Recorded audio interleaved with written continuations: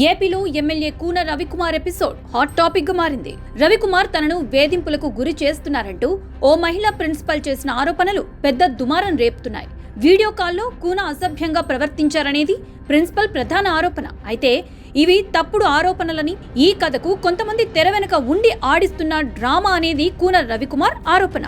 ప్రతి ఒక్కరి లెక్కలు తేలుస్తా అంటూ మాస్ వార్నింగ్ ఇచ్చారు కూన రవికుమార్. శ్రీకాకుళం జిల్లా ఆమదాలవలస నియోజకవర్గం టీడీపీ ఎమ్మెల్యే కూన రవికుమార్ పై తీవ్ర ఆరోపణలు వెల్లువెత్తుతున్నాయి. కూన రవికుమార్ తనను వేధింపులకు గురి చేస్తున్నారంటూ కేజీబీవీ ప్రిన్సిపల్ సౌమ్య ఆరోపించారు. తన మాట వినలేదనే కారణంగానే తనను బలవంతంగా బదిలీ చేశారనేది సౌమ్య ఆరోపణ.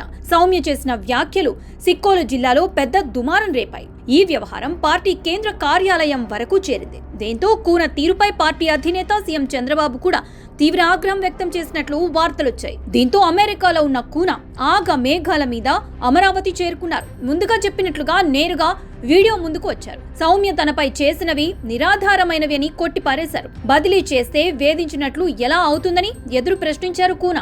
ప్రిన్సిపల్ సౌమ్య తనపై చేసిన ఆరోపణలను కూన తీవ్రంగా ఖండించారు.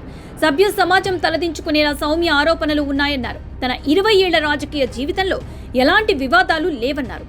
జెడ్పీటీసీ నుంచి ఎమ్మెల్యే వరకు వచ్చారంటే అందుకే తన నియోజకవర్గ ప్రజల అండ కారణమన్నారు. ప్రభుత్వ విప్ గా పనిచేసిన తనపై వేధింపుల ఆరోపణలు దారుణమన్నారు. తాను శారీరకంగా, మానసికంగా వేధించినట్లు ఆధారాలు ఉంటే చూపించాలని సవాల్ విసిరారు. తాను నిర్వహించిన వీడియో కాన్ఫరెన్స్ లో మరో 3 ప్రిన్సిపల్స్ కూడా ఉన్నారన్నారు కూన రవికుమార్. విద్యార్థుల తల్లిదండ్రుల విజ్ఞప్తి మేరకి కేజీబీవీ ప్రిన్సిపల్ తో మాట్లాడినట్లు తెలిపిన కూన రవికుమార్ ఆమె మీద ఫిర్యాదులు వచ్చాయని, అందుకే చర్యలు తీసుకోవాలంటూ ఉన్నతాధికారులను కోరినట్లు తెలిపారు. బదిలీ చేస్తే వేధింపులు అవుతాయా అని ప్రశ్నించారు. తనపై తప్పుడు ఆరోపణలు చేసిన ప్రిన్సిపల్ సౌమ్యతో పాటు వైసీపీ నేతలు కూడా బహిరంగ క్షమాపణలు చెప్పాలని, లేదంటే పరువు నష్టం దావా వేస్తానని హెచ్చరించారు. తన కుటుంబం జోలికొస్తే తాట తీస్తా అంటూ మాస్ వార్నింగ్ ఇచ్చారు కూన రవికుమార్. అయితే కూన ఎపిసోడ్ లో సొంత పార్టీ నేతలే ఉన్నారనేది సిక్కోలు జిల్లా పొలిటికల్ సర్కిల్స్ లో వినిపిస్తున్న మాట.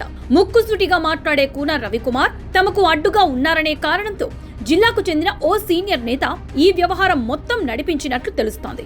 జిల్లాలో తొలి నుంచి తమ మాట వినకుండా నేరుగా అధిష్టానంతో సంప్రదింపులు జరుపుతున్నారని, అటు జిల్లా రివ్యూ సమావేశాల్లో కూడా తమకు అడ్డుపడుతున్నారనే కారణంతో కూనను టార్గెట్ చేశారనేది ప్రధాన ఆరోపణ.